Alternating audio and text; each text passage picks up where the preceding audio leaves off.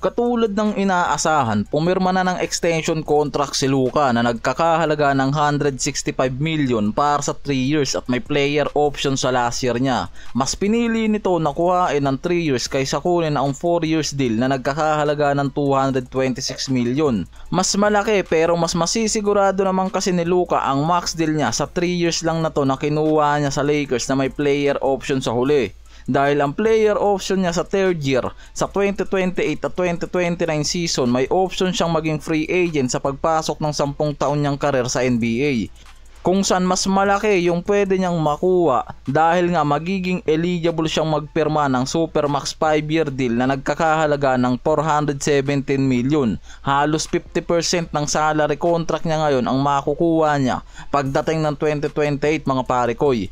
Masisecure nila si Luka para sa 2 taon pero nakay Luka na ang option pagpasok ng third year niya sa Lakers kung mananatili siya o papasok siya mismo sa free agency at humanap ng team na magbibigay sa kanya ng Supermax deal.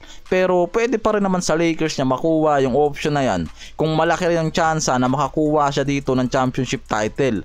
Dahil malinaw naman talaga na nakaposisyon na si Luka bilang foundation ng Lakers ngayon at kailangan lang talaga nito makakuha ng championship title. Lalo na kung magre-retiro pa si Lolo Bron sa susunod na year. Yan yung unang plano ng Lakers para kay Luka, bagong mukha ng franchise. At nagre-ready lang talaga ngayon yung mga yan sa pagre-retiro ni LBJ. Lalo na ngayon na player option na lang ang hawak niyan sa Lakers sa paparating na bagong season. Kaya pagtapos ng 2025 to 26 season, it's either mag-retire o maglipat na lang yan ng team. Yan na lang yung option yan.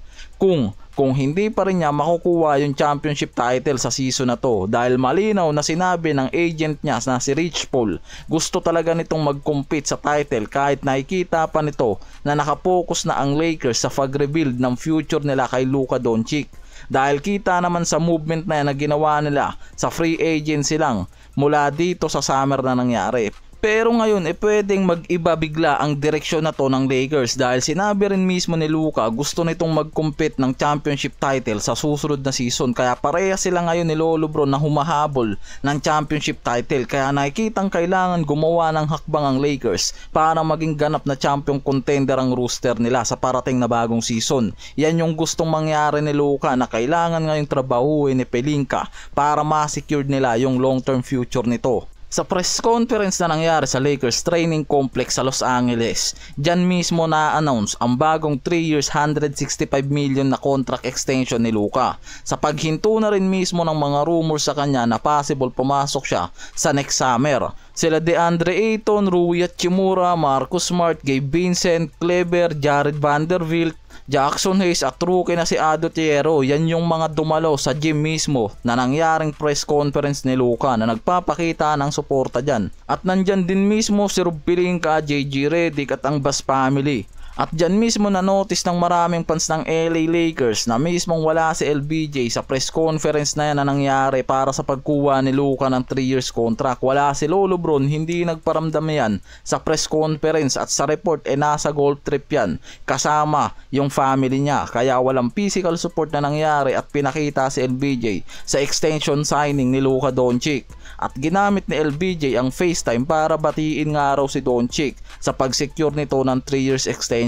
Kaya naman sinabi nila Mark Stein, honor pa rin ang gesture, hindi snub. At ayon sa mga analyst tulad nila Nick Wright, sinusuportahan ni LBJ si Luka pero naka-head start ang Lakers ngayon sa championship pursuit habang si Luka naman unti-unting tumatanggap na ng mantle bilang leader sa Lakers.